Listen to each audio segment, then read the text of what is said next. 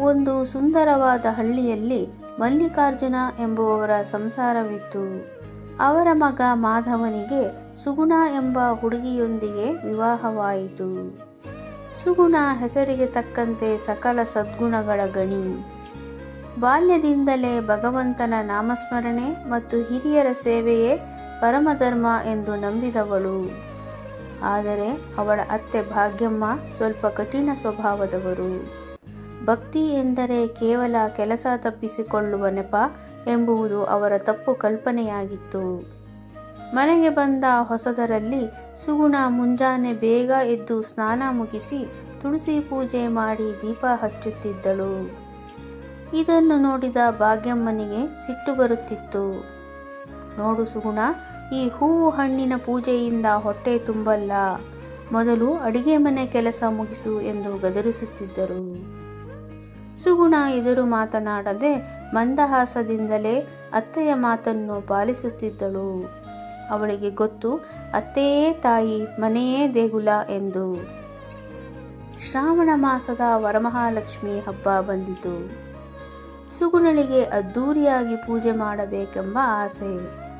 ಆದರೆ ಭಾಗ್ಯಮ್ಮ, ಈ ಬಾರಿ ಅತಿಥಿಗಳು ಹೆಚ್ಚು ಬರುತ್ತಿದ್ದಾರೆ, ಪೂಜೆಗಿಂತ ಅಡುಗೆಯ ಕಡೆ ಗಮನ ಕೊಡು ಎಂದು ಕಟ್ಟುನಿಟ್ಟಾಗಿ ಹೇಳಿದರು. ಸುಗುಣ ಧೃತಿಗೆಡಲಿಲ್ಲ. ಅವಳು ಅಡುಗೆ ಮಾಡುತ್ತಲೇ ಮನಸ್ಸಿನಲ್ಲಿ ಓಂ ಶ್ರೀ ಮಹಾಲಕ್ಷ್ಮಿಯೇ ನಮಃ ಎಂದು ಜಪಿಸುತ್ತಿದ್ದಳು.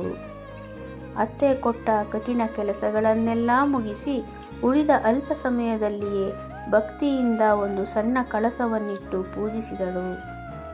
ಅಂದು ರಾತ್ರಿ ಒಂದು ವಿಚಿತ್ರ ಘಟನೆ ನಡೆಯಿತು. ಭಾಗ್ಯಮ್ಮನಿಗೆ ಕನಸಿನಲ್ಲಿ ಸಾಕ್ಷಾತ್ ಮಹಾಲಕ್ಷ್ಮಿ ಕಾಣಿಸಿಕೊಂಡು, ಭಾಗ್ಯಮ್ಮ, ನಿನ್ನ ಸೊಸೆ ಮಾಡುವ ಕೆಲಸದಲ್ಲಿ ನಾನಿದ್ದೇನೆ.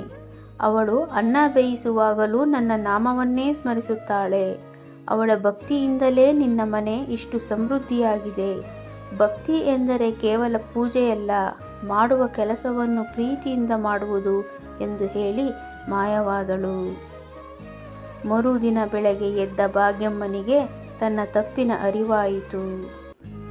ಸುಗುಣ ಪೂಜೆ ಮಾಡುತ್ತಿದ್ದಾಗ ತಾನೇ ಹೋಗಿ ಅವಳ ಜೊತೆ ಕುಳಿತು ಆರತಿ ಬೆಳಗಿದಳು. ಸೊಸೆಯ ಭಕ್ತಿ ಮತ್ತು ತಾಳ್ಮೆಯಿಂದ ಅತ್ತೆಯ ಕಠಿಣ ಮನಸ್ಸು ಕರಗಿತು. ಅಂದಿನಿಂದ ಆ ಮನೆಯಲ್ಲಿ ಅತ್ತೆ ಸೊಸೆ ಇಬ್ಬರೂ ಸೇರಿ ದೇವರ ಸೇವೆ ಮಾಡುತ್ತಾ ಸುಖವಾಗಿ ಬಾಳಿದರು.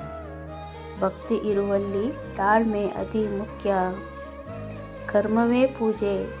ಮಾಡುವ ಕೆಲಸವನ್ನು ಭಗವಂತನ ಸೇವೆ ಎಂದು ಭಾವಿಸಿದರೆ ಅದುವೇ ದೊಡ್ಡ ಪೂಜೆ. ಪ್ರೀತಿಯಿಂದ ಯಾವುದನ್ನಾದರೂ ಗೆಲ್ಲಬಹುದು.